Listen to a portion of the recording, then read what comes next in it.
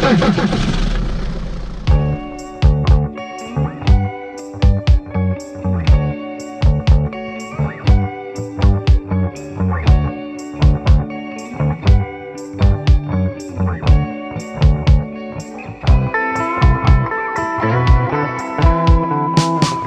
à toutes et à tous et bienvenue sur la Panaméricaine, le podcast créé et animé par Marie Vesco et Antoine Rousseau qui porte sur l'actualité des travaux en sciences sociales sur les Amériques.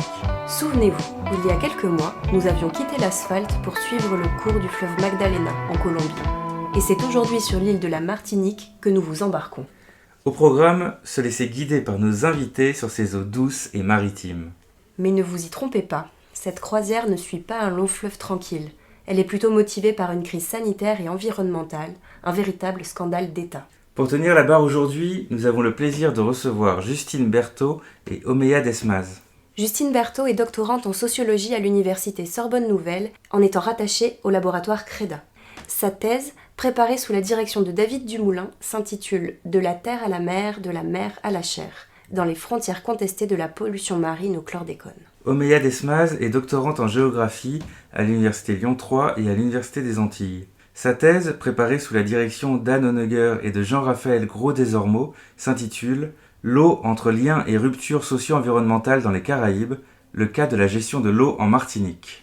Mon m'a écouté, la terre mandé respect, la terre qu'a mandé respect, mon m'a faut nous écouter. Mon m'a écouté, la terre mandé respect. La terre dit fait vent, à l'océan dans nous toutes sorties. Mon m'a écouté, la terre mandé respect. La terre à cabon, la chair de l'eau cabon, la vie. Mon m'a écouté, la terre mandé respect. La terre à cabon, pied bois, il a servi l'humanité. Bonjour Omeya, bonjour Justine et bonjour Antoine. Bonjour. Bienvenue sur la Panaméricaine et merci d'être venus jusque devant notre micro pour nous parler aujourd'hui. On va vous poser la première question traditionnelle de ce podcast. Comment en êtes-vous arrivé à travailler sur vos sujets de thèse respectifs ? Omeya, je t'en prie si tu veux commencer. Merci pour l'accueil aujourd'hui. Alors moi c'est Omeya, je suis en doctorat de géographie. Je travaille sur la question de l'accès à l'eau potable en Martinique. Je suis arrivée sur ce sujet à partir d'un travail de master que j'ai réalisé déjà en Martinique, qui traitait pas de la question de l'eau potable, mais plutôt des relations des habitants de la Martinique au milieu aquatique à travers un projet qui mobilisait plusieurs acteurs gestionnaires localement. Donc j'ai commencé à m'intéresser à la question de la gestion de l'eau d'une manière générale par ce biais-là. Et en fait, quand j'ai réalisé mon master puis un petit contrat que j'ai enchaîné sur cette thématique-là, en fait, le sujet de l'eau potable est apparu à la fois dans les discours des gestionnaires et aussi dans l'actualité comme un sujet en tension, on va dire. Et donc, c'était la période de 2020-2021. Et en 2020, donc, il y a eu évidemment le confinement lié à la pandémie. Et en fait, en même temps, sur ces mêmes mois de premier confinement, il y a eu de grosses coupures d'eau qui ont été beaucoup médiatisées à l'époque en Martinique parce qu'elles ont duré parfois pour certains foyers environ 3 semaines. Donc des mobilisations de quartiers ont émergé suite à ces coupures d'eau à l'époque. Et en même temps, d'autres conflictualités qui émergeaient au sein des élus locaux et qui se cristallisaient autour notamment d'une canalisation qui s'appelle Séguino et qui n'était pas réparée depuis 2009. Qui entravait la bonne distribution de l'eau, puisque c'est une canalisation stratégique qui apporte beaucoup d'eau aux populations de la Martinique. Et donc elle était restée non réparée pendant toutes ces années. Et le pourquoi en fait cette canalisation soit restée en partie entravée, donc du coup il y avait une canalisation qui était plus petite, donc il pouvait charrier moins d'eau, etc. Avec des conséquences réelles sur la consommation en eau des usagers. Et bien en fait c'est parce que la réparation de cette canalisation impliquait l'indemnisation du propriétaire terrien sur lequel la casse était située. Donc cette casse était située sur un terrain privé et le propriétaire de ce terrain est un béquet de la Martinique. Et en fait, il réclamait une réparation parce que ces cultures étaient endommagées et donc il demandait une certaine somme à la collectivité territoriale de Martinique et donc sont suivis plusieurs années de conflits entre les élus de est-ce qu'il fallait indemniser ce propriétaire terrien à la hauteur qu'il réclamait. Et donc, voilà, toutes les résurgences coloniales se sont cristallisées autour de cette canalisation entre les élus locaux. Et bon, en 2020-2021, comme il y avait cette situation crise de l'eau, c'était le terme qui était utilisé dans les médias, employé par les élus, etc. Mais en fait, il y avait quand même urgence de réparer cette canalisation. En 2021, elle a été réparée finalement. Ces tensions, conflictualités autour de l'eau potable m'ont semblé un angle intéressant pour interroger une situation postcoloniale particulière, celle de la Martinique. Et donc c'est comme ça que je suis arrivée à travailler sur la question de l'accès à l'eau potable. Et souvent cette question de l'accès d'ailleurs, elle est traitée comme un droit. Mais du coup, dans la littérature, je me suis aussi intéressée à des auteurs et des autrices qui parlent de l'accès comme un pouvoir en fait. L'accès comme de quelque chose dont on peut tirer profit. Avant de passer la parole à Justine, est-ce que tu pourrais juste nous expliquer ce qu'est un béquet ? Alors les béquets, ce sont les descendants des premiers colons européens qui sont arrivés en Martinique. Et donc ce sont actuellement des familles, des blancs créoles en fait, on les appelle comme ça aussi. Et ce sont des familles qui ont un pouvoir économique très important aujourd'hui en Martinique. Merci beaucoup. Et de ton côté, Justine, comment tu en es arrivée à travailler sur cette thèse, bientôt terminée d'ailleurs ? Déjà, merci beaucoup à tous les deux de nous avoir invités. C'est vraiment un plaisir d'être là. Et déjà, c'est une bonne chose de dire que la thèse est en cours de finition parce que c'est vrai que c'est important de savoir, de situer la parole quand on parle sur sa thèse. Et c'est vrai que je suis en train de la terminer et que du coup, c'est pas toujours le moment le plus simple pour être très cohérent dans les conclusions qu'on est en train d'en tirer parce que je suis vraiment dans le cœur de la fin de l'écriture, quoi, avec tout le bouillonnement et les incertitudes qui y sont liées. Donc ça, c'est vrai que c'est important. Pour resituer mon travail, c'est vrai que c'est important de dire qu'au départ, en tout cas dans mes travaux de master, je travaillais pas du tout sur la Martinique, et encore moins sur le chlordécone, puisque mes premiers travaux de recherche, ils portaient sur les luttes qui traversent les politiques de conservation de la nature. Donc c'est un sujet assez classique et établi aujourd'hui, surtout dans les situations postcoloniales. Et en fait, mes premiers travaux, ils se situent en Colombie, plus précisément au sein de l'archipel de San Andrés, Providencia et Santa Catalina. Et je me suis vraiment concentrée sur les conflits au cœur des politiques de conservation de la mer et des aires marines protégées. Concrètement, juste pour situer en quelques mots ce premier travail qui va donner naissance au second, en fait, San Andrés, c'est une toute petite île colombienne qui se situe dans les Caraïbes, donc qui fait 27 km² et qui donne accès à la Colombie à un immense territoire maritime, donc, et qui est au cœur de conflits et de politiques extractives assez importantes. C'est une île qui fait l'objet de politiques, qui fait l'objet de luttes indépendantistes assez aussi importantes depuis longtemps, dans la mesure où le peuple Raizal, qui est considéré comme l'ethnie ancestrale de l'île, porte un discours de double colonisation. Le territoire aurait été colonisé une première fois par les couronnes britanniques et espagnoles, et une seconde fois par la Colombie en fait, en lui refusant l'indépendance et en imposant une politique d'assimilation culturelle, puisque le peuple Raizal est anglo-créolophone, pratique des religions protestantes. Et donc c'est des discours indépendantistes qui portent aussi des politiques environnementales fortes en fait, puisque la Colombie, elle a mis en place une politique de tourisme de masse dans les années 50 qui a vraiment transformé profondément l'archipel. Donc l'environnement a été vraiment profondément affecté, avec une destruction très forte des mangroves, et l'artificialisation de l'île, et aussi une multiplication de sa population, puisque l'île fait partie des îles les plus densément peuplées au monde aujourd'hui. Et donc moi je me suis vraiment intéressée à comment les questions de conservation de la nature, on va dire, étaient traversées de discours indépendantistes, et aussi comment ces discours sur la conservation de la nature s'intégraient à des conflictualités plus larges sur la souveraineté du territoire, puisque c'est un archipel qui est vraiment disputé. Le Nicaragua en fait, essaye de contester les frontières maritimes dans la zone depuis longtemps. Et donc la Cour internationale de justice, elle a statué en 2012 d'une nouvelle séparation frontalière entre la Colombie et le Nicaragua, en cédant une grande partie des eaux territoriales de la Colombie au Nicaragua. Donc ça a créé une énorme crise sur le territoire, notamment au sein du milieu de la pêche, qui n'a plus accès à ces zones de pêche traditionnelles. Et donc, en fait, travailler sur le monde de la conservation dans ce territoire, c'était travailler sur toute, on va dire, la façon dont les politiques les mouvements indépendantistes ont essayé de gouverner au départ la conservation en appelant la mise en place d'une aire marine protégée qui défende leurs intérêts et leurs droits ethniques sur le territoire. Et comment, en fait, cette aire marine protégée, une fois en place, n'a pas répondu à ses promesses, et donc ce qui a généré d'énormes conflits au sein du milieu de la pêche. Quand se met en place une aire marine protégée, elle redéfinit ce que seraient les bons usages de la mer, et généralement les pêcheurs sont les premiers affectés. Mais en plus, cette aire marine protégée, elle n'a pas pu protéger le territoire de l'exploration pétrolière offshore qui s'est vraiment installée au sein de l'aire marine protégée elle-même.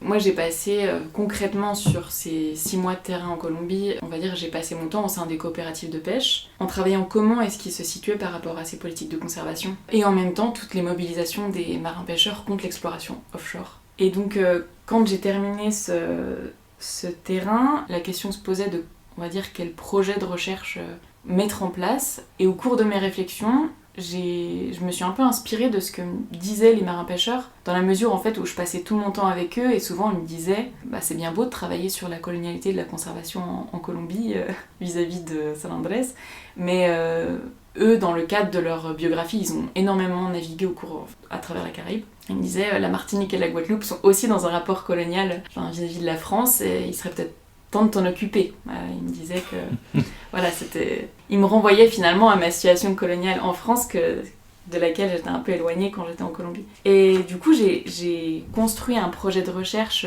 au départ qui se voulait comparatif et qui n'est plus du tout aujourd'hui. Je travaille exclusivement sur la Martinique pour travailler sur les conflictualités au cœur des conservations de la nature, en particulier de la mer, dans les Caraïbes et dans le cadre de territoires gouvernés à distance qui sont pris dans des discours indépendantistes et qui relèvent en fait aussi de discours sur la politique profonde au cœur de c'est quoi redéfinir les bons usages de la mer, quelque part, et toutes les pratiques aussi dépolitisantes au sein des politiques de conservation. Quand j'ai commencé mon travail de terrain en Martinique en 2020, donc à peu près en même temps qu'Omeya, je faisais l'hypothèse que les politiques de conservation en Martinique, elles allaient être vraiment prises dans, on va dire, des enjeux de politisation liés au chlordécone. Quand on regarde le gouvernement de la pêche en Martinique, 30% des côtes sont interdites à la pêche du fait du chlordécone, en fait. Et en même temps, se met en place une aire marine protégée qui couvre l'intégralité de la zone économique exclusive. En même temps que je commençais mon terrain, les mobilisations anti-chlordécone se multipliaient, en fait, en Martinique et en Guadeloupe. Et moi, vraiment, mes premiers mois de terrain, c'est à la fois des observations de sit-in devant les tribunaux, puisqu'il y a eu une criminalisation très forte des mobilisations anti-chlordécone, et en même temps passer d'un monde à l'autre en fait, entre le monde des mobilisations anti-chlordécone et le monde de la conservation de la mer. Tout le monde la méprise, la rupaille. C'est là que la jeunesse du bourg se débauche. C'est là surtout que la mer déverse ses immondices, ses chats morts et ses chiens crevés. Car la rue débouche sur la plage, et la plage ne suffit pas à la rage écumante de la mer. Une détresse, cette plage, elle aussi, avec son tas d'ordures pourrissant, ses croupes furtives qui se soulagent, et le sable est noir, funèbre, on n'a jamais vu un sable si noir, et l'écume glisse dessus en glapissant, et la mer la frappe à grands coups de boxe, ou plutôt la mer est un gros chien qui lèche et mord la plage au jarret, et à force de la mordre, elle finira par la dévorer, bien sûr, la plage et la rupaille avec. Aimé Césaire, cahier d'un retour au pays natal, page 13. Alors justement, Justine, donc, tu as parlé du chlordécone. Est-ce que tu peux juste nous revenir et nous présenter un peu ce que c'est que ce scandale du chlordécone dont on a peut-être pu entendre parler dans les médias français? Alors, en quoi ça consiste au juste Alors, je pense qu'il y a plusieurs façons de répondre à cette question. Et on pourrait commencer par répondre en faisant l'histoire de la molécule en elle-même, comment elle a été synthétisée, autorisée, etc. Mais je pense que celle que je choisis et qui est la plus pertinente pour parler du scandale en question, c'est de partir du fait que c'est un scandale de plantation, en fait, qui s'insère vraiment dans une histoire coloniale et esclavagiste, dans la mesure où c'est une histoire qui naît dans les plantations de bananes en Martinique et en Guadeloupe. Et donc c'est des économies qui ont vraiment été construites autour de l'exploitation des hommes et des femmes africaines dans le cadre d'une monoculture d'exploitation et d'exportation. Et en fait, une monoculture qui a sans cesse changé finalement d'espèces à exploiter et à exporter. Donc on est passé de plusieurs régimes à l'autre sans que, après l'abolition, finalement, le régime de plantation ne se transforme. Et c'est quelque chose d'important à souligner, puisque finalement, le chlordécone incarne cette histoire-là. Quand le régime passe d'une exploitation de la canne à sucre à la banane, en fait, ça se caractérise par, on va dire, l'emploi massif de produits chimiques pour supporter des monocultures qui vont de plus en plus dépendre de pesticides et d'intrants chimiques pour les maintenir, puisque les régimes de monoculture sont extrêmement fragiles sur ce point-là, elles abîment tellement la terre, et on va dire que le sol supporte assez peu ces monocultures, donc il faut les armer la terre et on va dire forcer cette monoculture.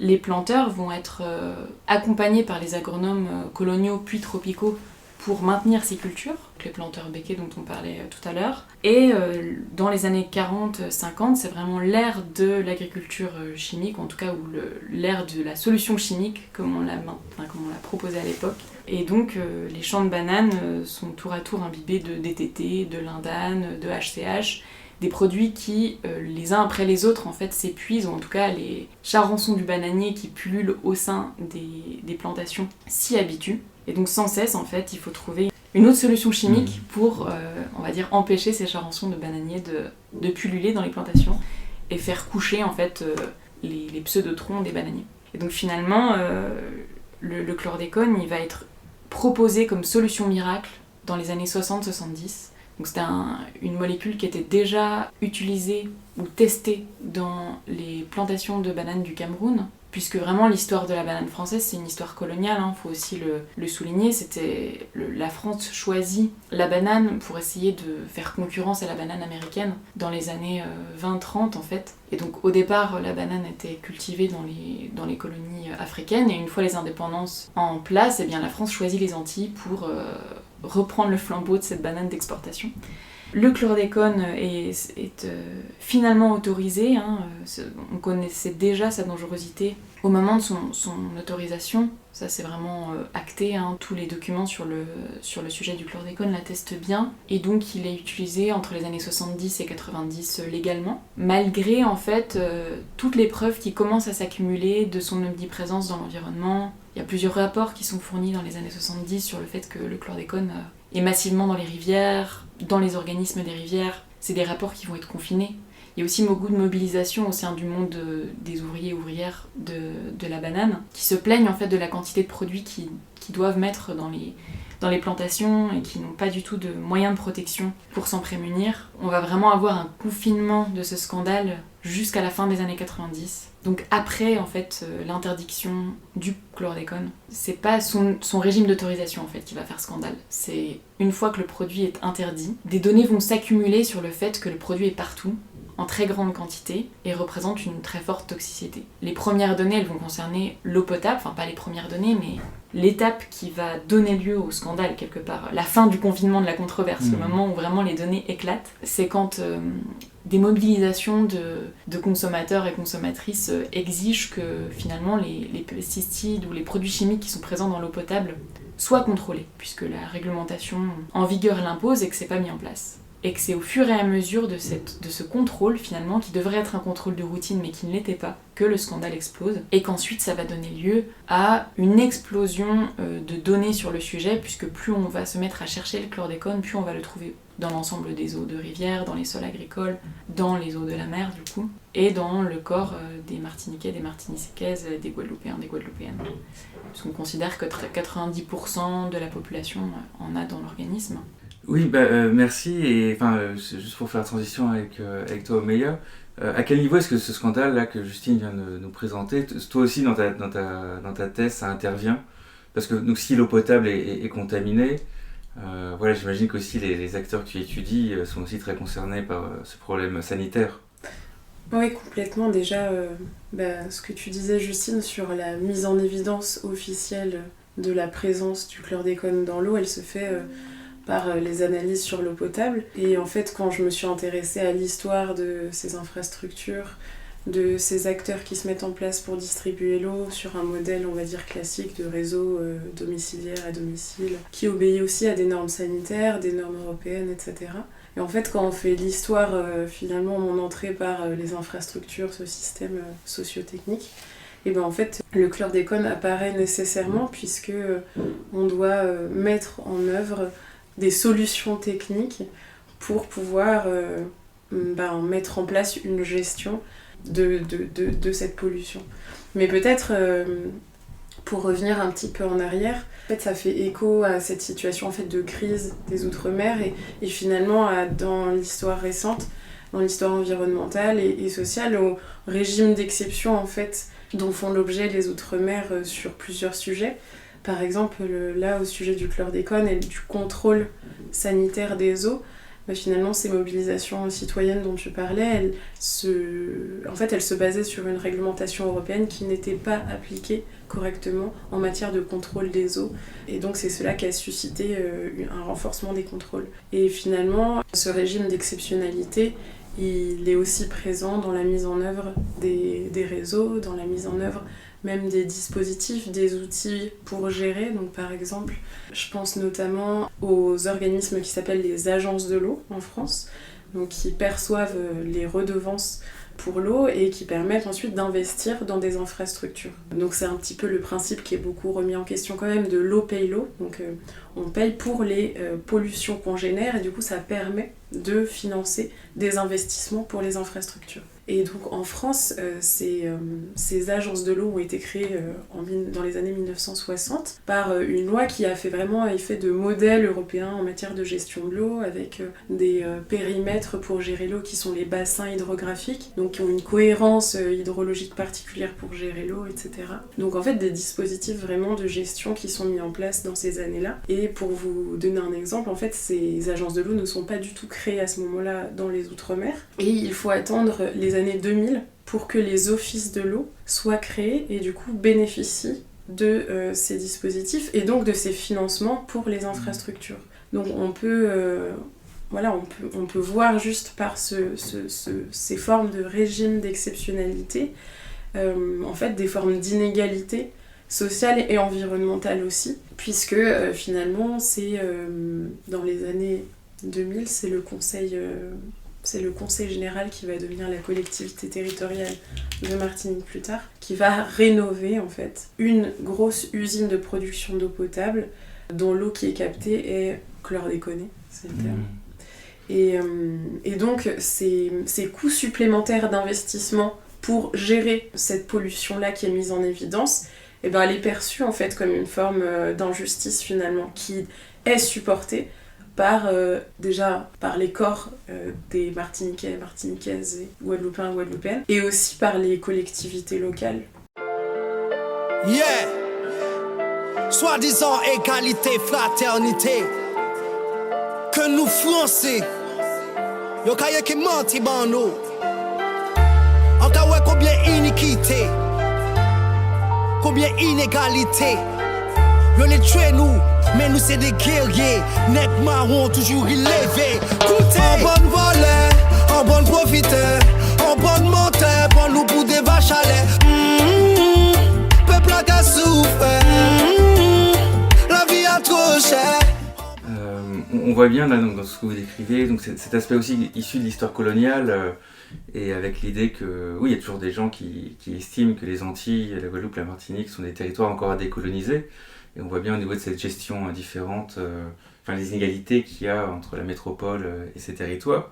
J'imagine que vous inscrivez aussi vos travaux, donc c'est Malcolm Ferdinand qui parlait d'écologie, qui a écrit une écologie décoloniale en se basant un peu sur les Antilles. Je ne sais pas à quel point vous vous inscrivez là-dedans. Et justement, pour essayer de comparer vos méthodologies, toi Omeya, donc tu es un doctorante en géographie, Justine, doctorante en sociologie. Qu'est-ce que ça implique ? Est-ce que vous fonctionnez un peu de la même façon ou pas ? Alors il y a énormément de travaux sur les pollutions aujourd'hui et leur gouvernement, ce qui m'a vraiment permis de m'inscrire dans un champ très critique en fait et très florissant, et qui m'a aussi guidée dans ma méthodologie, dont fait partie Malcolm Ferdinand, mais aussi Gabriel Hecht, Max Liboiron, et qui m'ont beaucoup aidée. Et donc typiquement, moi, une grosse partie de mon travail de terrain, ça a été de comprendre comment se mettent en place toutes les politiques de gouvernement des risques liés au chlordécone en mer. Donc il y a une énorme zone d'interdiction de pêche. Comment est-ce que concrètement on mesure, on limite, on circonscrit cette pollution qui est fluide, qui dépasse toutes frontières, puisqu'on parle de mer.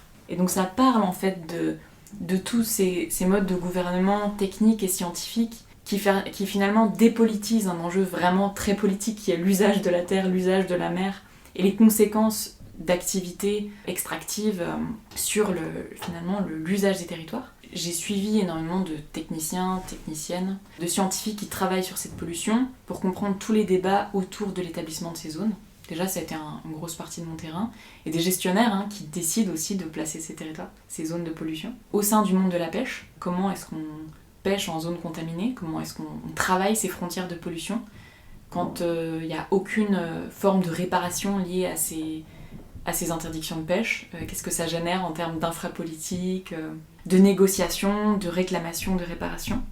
Et au sein du monde de la conservation de la nature, en fait, j'ai eu la chance de commencer mon terrain quand se mettaient en place des ateliers de concertation pour la mise en place d'un parc marin en Martinique. Et donc de voir dans ce monde-là comment le chlordécone intervient, comment vraiment, à la fois c'était l'éléphant dans la pièce, qui était toujours là sans forcément qu'on en parle, et en même temps, finalement, la source de réflexion au sein du monde de la conservation, qui se montre aussi très critique vis-à-vis de tout un tas de politiques environnementales.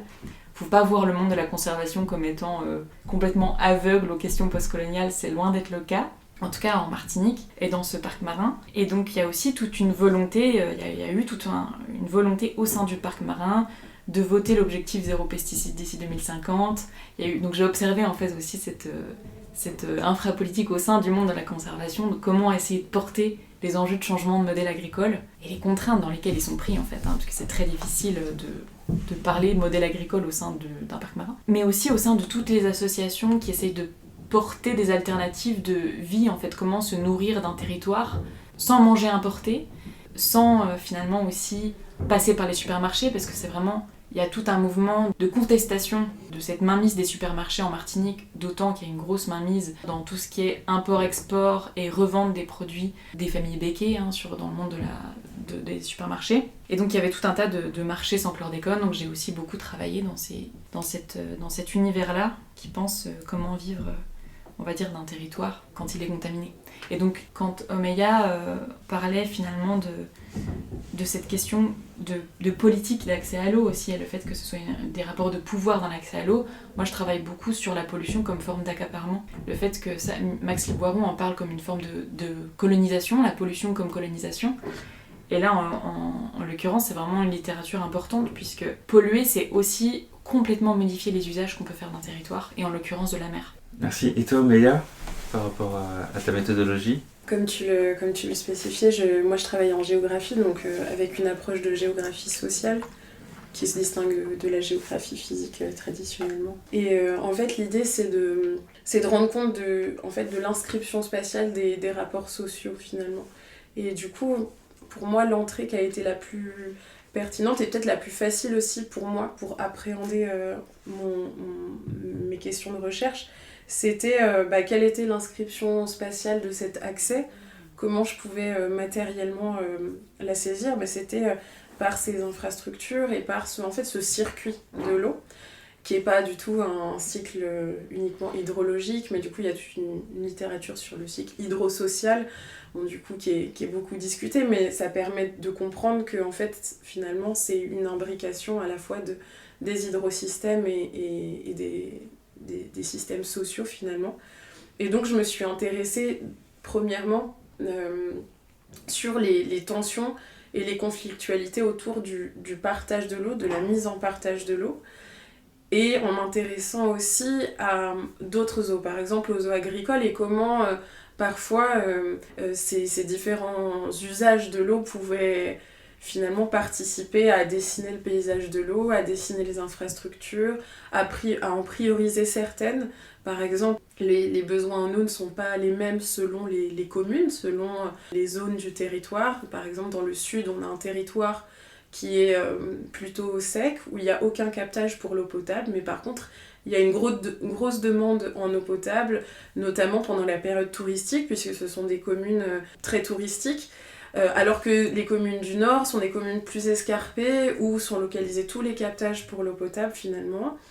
Par exemple, vous avez un cours d'eau qui concentre 60% des prélèvements pour tous les usages agricoles et eau potable principalement. Et donc je me suis intéressée déjà en fait à la géographie de l'eau, mais qui croise en fait géographie, les hydrosystèmes et les enjeux de demande, de besoins et de pression. Je me suis aussi intéressée à la question de l'accès, pas forcément uniquement d'un point de vue matériel, mais aussi d'un point de vue représentation, à travers des enquêtes auprès des gestionnaires élus, mais aussi auprès des habitants que j'ai rencontrés. Donc je suis rentrée par l'axe usager-habitant à partir de ces mobilisations-là qui ont émergé. Donc je suis allée rencontrer ces collectifs de quartier qui se mobilisent lorsqu'il y a des coupures d'eau à leur robinet. Et en fait, je me suis rendu compte que oui, il y avait l'accès, c'est-à-dire quantitatif, donc quand j'ouvre mon robinet, je n'ai pas d'eau et donc je me mobilise, mais il y a aussi tout un tas de représentations liées à l'eau qui ont des conséquences sur les pratiques quotidiennes et sur la vie quotidienne des habitants. Donc il y a toute une représentation de l'eau qui est distribuée via le réseau, et notamment une représentation très négative. Et c'est là où j'ai mobilisé aussi la littérature post-décoloniale sur ces représentations négatives. Qu'est-ce qu'elles veulent dire en fait ? Du rapport à l'État, de ce contrat en fait avec l'État finalement, puisque l'eau potable c'est un service public. Quand la confiance est rompue, finalement c'est aussi un contrat de citoyenneté qui est rompu. Et donc il y a toute une littérature aussi sur la question des infrastructures et des bonnes ou des mauvaises infrastructures et des bonnes ou des mauvaises eaux à consommer. Et donc j'ai un peu ouvert à ce moment-là, quand j'ai rencontré les habitants, ma réflexion à d'autres types d'eau qui ne sont pas celles du robinet et qui interviennent au quotidien dans l'espace domestique. Et donc il y a les récupérateurs d'eau, mais il y a aussi des personnes qui se déplacent et qui vont munis de bidons remplir leur contenant d'eau de source par exemple. Et donc je me suis intéressée à ces eaux plurielles du domestique, donc je suis pas allée jusqu'à la mer pour rejoindre Justine, mais je me suis intéressée à d'autres types d'eau et au fait que finalement la question de l'accès à l'eau, c'était aussi une question de représentation et de culture très matérielle de l'eau, qui avait un sens politique aussi, ces cultures matérielles. Et pourquoi les personnes qui sont abonnées au service public continuent à aller remplir leur bidon d'eau à la source, sachant que pour certaines, il y a la queue, enfin c'est quand même une activité contraignante, et qu'on vend l'accès au robinet comme finalement une amélioration des conditions de vie. Et donc finalement, je me suis rendu compte qu'il y avait une imbrication de raisons, qui étaient à la fois, pour résumer peut-être, des raisons finalement de persistance, de revendication d'une certaine culture matérielle de l'eau, parfois qui est revendiquée explicitement, vraiment, et parfois qui est juste l'objet d'une pratique qui est perpétuée et qui est transmise. Donc on ne va pas, les sources en question sont des sources qui portent des noms pour un grand nombre d'entre elles, et donc ces eaux ont des valeurs différentes qu'on leur attribue, qui n'ont pas qu'une valeur de satisfaire un besoin vital, mais qui ont d'autres valeurs, des valeurs qui peuvent être jusqu'à des valeurs spirituelles, mais qui peuvent être aussi des valeurs culturelles, familiales, d'attachement en fait finalement de génération en génération, et même de réappropriation de cultures passées, puisque pour certaines personnes assez jeunes qui allaient à la source, c'était ils réappropriaient la pratique de leurs grands-parents, et leurs parents avaient cessé d'y aller. Et d'un autre côté, c'est une manière de dire sa méfiance, vraiment, à travers une pratique, envers quoi ? Envers à la fois les eaux distribuées via le réseau, donc derrière ça, il y a quoi ? Il y a les institutions qui sont derrière, qui contrôlent la qualité notamment, donc l'Agence régionale de santé, qui est un service de l'État, et donc il y a toute cette méfiance aussi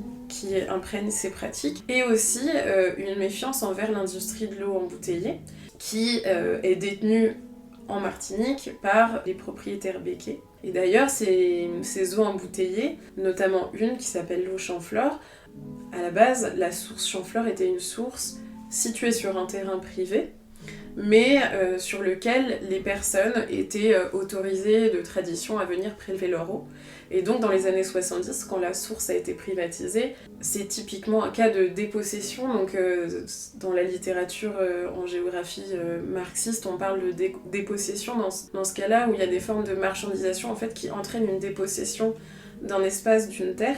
Et là, c'est typiquement ce qui s'est passé pour la source Champflore, qui ensuite a été fermée et industrialisée, etc. Et donc finalement, le chlordécone, il intervient toujours, il infuse toujours ses représentations. Moi, mon hypothèse de base sur les représentations de l'eau du robinet, je me disais, les gens n'ont pas confiance à cause du chlordécone.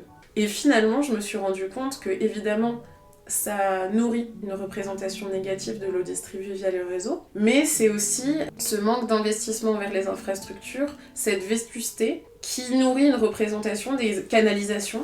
Vraiment, il y a quelque chose qui se cristallise sur ces canalisations qui sont perçues comme pourries, vétustes, dégueulasses, percées. Bon, voilà, il y a tous ces termes qui sont utilisés pour désigner les canalisations et même qui sont parfois exposés lors de réunions publiques de collectifs de quartier pour montrer qu'elles sont vraiment dégueulasses, je cite. Et en fait, finalement, ces canalisations, elles captent les polluants, elles les stockent.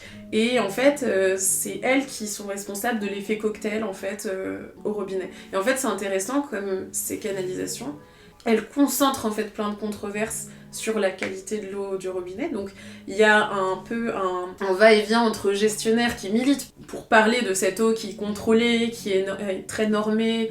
L'ARS s'efforce à faire de plus en plus de contrôles au robinet qui apparaissent dans les fiches info avec les factures pour montrer qu'en fait les contrôles sont réalisés au robinet et que l'eau répond aux normes exigées. Mais finalement, ces controverses en fait, infusent dans les représentations et par exemple pour les usagers des sources que j'ai rencontrées, tous abonnés au service d'eau potable, avec tous un manque de confiance envers à la fois les autorités compétentes en matière de suivi qualité et même en fait les analyses. Il faut savoir aussi que les analyses faites pour l'eau potable ne sont pas faites sur le territoire. Le laboratoire qui teste le chlordécone dans l'eau du robinet est un laboratoire qui est en France hexagonale. Donc on peut voir aussi même dans les dispositifs dont disposent ces territoires pour gérer en fait leur pollution. Mais finalement, la question de la souveraineté se pose aussi à ce niveau-là, quoi. Merci beaucoup parce que tu viens de nous décrire assez finement l'ambivalence des comportements vis-à-vis de l'eau douce sur l'île et enfin, même différents types de discours. J'imagine qu'il y a cette même forme d'ambivalence vis-à-vis du chlordécone. Peut-être que Justine, tu pourrais compléter là-dessus. Bien sûr. Pour partir de la mer, puisque c'est quand même de là que je peux mieux le parler, quand on travaille vraiment sur les pratiques et les discours des marins-pêcheurs, on se rend compte qu'ils sont pris dans une ambivalence qui reflète bien des situations d'injustice environnementale ou d'inégalité profonde, dans la mesure où quand 30% des côtes sont interdites à la pêche et qu'il n'y a pas de dédommagement derrière qui sont suffisants pour changer de métier de pêche, c'est-à-dire pêcher plus au large ou changer de métier tout court, et bien on est pris dans tout un tas de questionnements sur finalement comment continuer son métier de pêche dans des conditions d'interdiction. Et donc je me suis beaucoup intéressée à la criminalisation de la pêche dans les zones interdites, la façon dont les pêcheurs s'y opposent systématiquement, c'est-à-dire que le comité des pêches s'oppose à toute forme d'amende ou de retrait de bateaux de pêcheurs qui seraient pris en train de pêcher en zone contaminée, puisque ce sont des zones qui sont surveillées, il y a des contrôles annuels de la part des autorités. Et donc il y a ce rejet de la part des autorités de marins-pêcheurs de cette criminalisation, et qui exigent des dédommagements. Pour l'instant, ce qu'ils arrivent surtout à obtenir, c'est des défiscalisations, mais pas des dédommagements qui permettent vraiment de changer de métier de pêche. Et donc, dans les pratiques concrètes et dans les discours des marins-pêcheurs, on voit toute une forme de redéfinition de ce que c'est qu'une bonne pêche ou de pêcher du bon poisson. Moi, ce qui m'a intéressée, c'est que j'ai beaucoup travaillé sur la conservation, c'est de voir comment est-ce qu'on passe du discours du braconnier à celui d'empoisonneur, quelque part. On était braconnier quand on pêchait en zone interdite pour des raisons de conservation, on devient empoisonneur quand on pêche en zone interdite pour raison de chlordécone. Pêcher en Martinique, c'est être pris dans des rapports sociaux en fonction de nos conditions socio-économiques, de notre âge. Pêcher plus loin de la côte, ça implique de supporter de passer les barrières de vagues, mais aussi d'avoir assez d'argent pour remplir le carburant de ces bateaux. Et donc les pêcheurs les plus âgés ou les moins dotés sont les plus susceptibles de pêcher proche des côtes et donc de pêcher proche de zones contaminées. Donc je me suis beaucoup intéressée à finalement la façon dont les pêcheurs décrivent leurs pratiques de pêche quand elles continuent à être en zone interdite parfois. Ils essayent de remettre de l'ordre en fait dans un monde qui est complètement désordonné en travaillant les frontières de la pollution, en les plaçant à un certain endroit plutôt qu'un autre. Mais pour rebondir, Si je peux, ça me fait penser justement ces comportements de en fait, faire avec comme on peut, finalement, développer des stratégies individuelles comme collectives, mais face à l'incertitude finalement. Ça me fait penser à des mobilisations de quartier que j'ai suivies sur la question de l'eau potable, et finalement la manière dont ces groupes d'habitants se sont servis du discours chlordécone pour faire valoir leur protestation. En fait, la situation était la suivante. Dans un quartier qui s'appelle Morne-Capot, qui a été pas mal d'ailleurs médiatisé parce qu'il y a eu des nombreuses coupures d'eau et des mobilisations qui ont réussi à attirer l'attention médiatique. Pourquoi ? Parce que donc en 2022, il y a eu des coupures d'eau dans ce quartier. Et en fait, ce quartier, dans une zone de Morne, donc c'est les montagnes de Martinique, finalement est au pied de la montagne Pelée, donc sans arrêt arrosé d'eau, mais avec des infrastructures très vétustes, et donc subit depuis de nombreuses années des coupures d'eau à répétition, et en 2022 en l'occurrence il y a eu une longue période où ils n'ont pas eu d'eau dans leur quartier, et donc ils se sont mobilisés en collectif d'habitants puis en association, et finalement ça a été médiatisé parce que sur leur quartier il y a une source qui s'appelle Eau Bouillie, et les médias ont parlé de cette source et comme quoi elle était contaminée au chlordécone, mais finalement que c'était une ressource alternative en cas de coupure, à laquelle les habitants étaient finalement un peu obligés de s'approvisionner, puisque finalement les commerces sont assez loin, etc. Et du coup le collectif s'est servi de cette rhétorique chlordécone pour faire valoir leur situation, alors même que lorsque je passais du temps avec eux et qu'on allait à la source ensemble ou qu'ils me parlaient de cette eau, finalement c'était une eau qui était complètement intégrée en fait à leur vie quotidienne, et eau du robinet ou pas eau du robinet, finalement cette source faisait toujours partie de leur quotidien. Mais ils avaient quand même réussi et ils la buvaient finalement, et leur discours, on va dire, dans les entretiens plus ethno que j'ai pu faire dans ce quartier-là, finalement cette source était très importante, et même le collectif est en train de monter un projet pour redécouvrir toutes les sources de leur quartier et les revaloriser. Et du coup, en fait, il y avait ce discours ambivalent de dénoncer le fait qu'ils étaient obligés de consommer une eau chlordéconée, alors même qu'en fait, cette eau fait partie de leur quotidien et même appréciée par les habitants. Mais du coup, c'est sans cesse cette ambivalence en fait qui apparaît, je trouve, dans ce contexte d'incertitude, de controverse, où finalement en fait on fait avec, on a des stratégies individuelles, collectives qui nous permettent de faire face à des situations de précarité en fait et d'injustice. L'événement de chaque jour, c'était l'eau. Fort-de-France commençait juste d'apprivoiser une eau courante tuyautée à domicile. On avait plus ou moins abandonné les fontaines publiques, épicentre des émeutes matinales. Cela se produisait encore dans les quartiers des Mornes. À l'apparition du Négrillon, le centre-ville n'en était plus là. Aux angles des rues, les anciennes fontaines ouvragées coulaient parfois en pleine indifférence. Elles allaient s'assécher, puis disparaître sans que nul ne s'avise d'en garder la mémoire. Le tuyau de la maison pénétrait jusqu'au premier bassin de la cour. De là, il déversait une eau qui n'était courante que durant quelques heures. De bon matin, 5 heures, elle jaillissait du robinet ouvert, disparaissait à 7 heures pour réapparaître de midi à 14 heures. Pour les affaires du soir, il fallait attendre 17 heures et se débrouiller vite, car elle tarissait au son des 18 heures. Et n'avions plus de ses nouvelles jusqu'au lendemain. Le Négrillon connut donc ce temps où l'eau arrivante conservait grand mystère. C'était, pour ainsi dire, un donné quotidien du bon Dieu. Chaque enfant rêvait de l'annoncer aux grandes personnes, qui appliquaient une urgence de stockage en casseroles et bassines. Aucune goutte ne devait manquer aux nécessités de la journée. Patrick Chamoiseau, Enfance créole, tome 1, page 94. Donc jusqu'ici, on a jonglé entre les eaux douces et l'eau salée de Martinique, mais il serait peut-être temps de rassembler un peu tout ça, non seulement parce que vous êtes toutes les deux quand même connues sur le terrain en Martinique, et puis parce que une des idées de cet épisode, c'était d'essayer de penser les eaux au pluriel, et on aimerait bien que vous nous guidiez là-dessus. Est-ce que vous aviez déjà, par exemple, réfléchi ensemble à comment essayer de penser toutes les eaux de Martinique ensemble, ou pas du tout ? Je peux commencer par dire qu'en fait on a beaucoup parlé avec Omeya de ce sujet, dans la mesure où la construction d'études en studies qui sépareraient eau salée et eau douce sépare souvent des univers de recherche, mais aussi des univers de gestion. Et c'est des séparations qui sont administratives, qui sont dans l'ordre de la représentation, mais qui correspondent pas forcément aux usages, et en tout cas qui ne correspondent pas du tout aux réalités, en tout cas environnementales qui nous concernent. Moi, vraiment, le cœur de mon travail, c'est une pollution qui, finalement, traverse les milieux, qui passe de la terre par les rivières jusqu'à la mer. Et on dit souvent de la Martinique que c'est impossible de séparer les différents milieux, que de toute façon, tout ce qui passe par les rivières arrive en mer. Et mon sujet en est l'incarnation. Après, moi, ce que j'ai pu constater, c'est l'ampleur de cette fracture dans, finalement, l'organisation de ces sujets. Ce sont des mondes qui sont séparés de manière administrative, technique, scientifique. Les scientifiques sont séparés entre un milieu et un autre. Donc moi, à travers mon terrain, j'ai vraiment, on va dire, pu parcourir un ensemble de corps de métier qui sont de part et d'autre des milieux aquatiques, terrestres, eau douce, eau salée.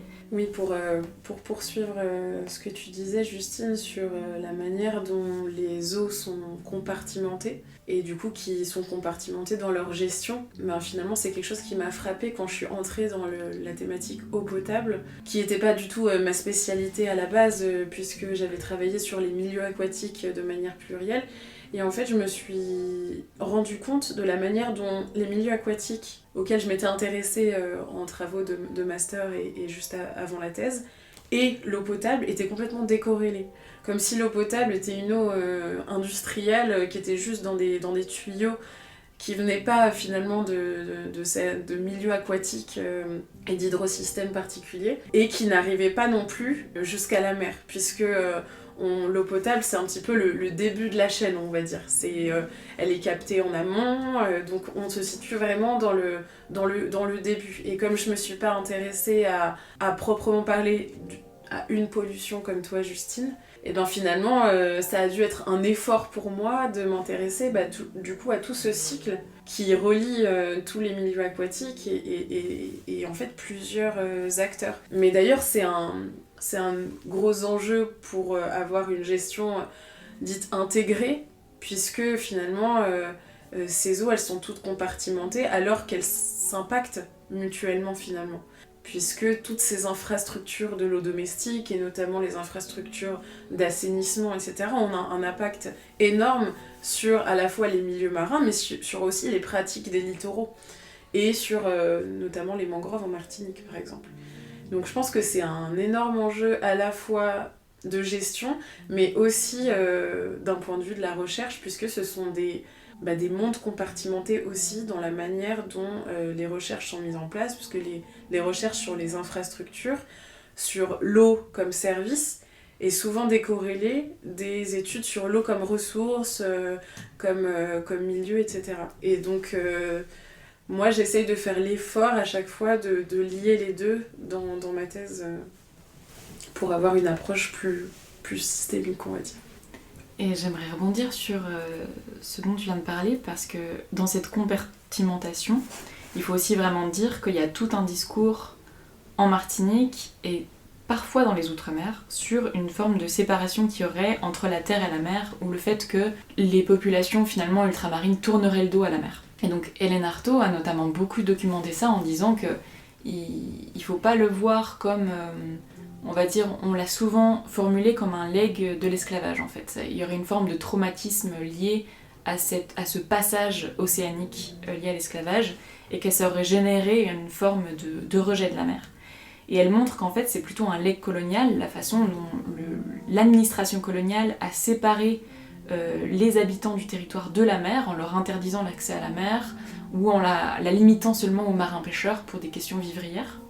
Et donc dans mon travail, ce que j'essaye vraiment de montrer, c'est que finalement, au-delà du fait que ce dos tourné est un legs colonial, cette séparation a aussi maintenu la mer en dehors du problème chlordécone.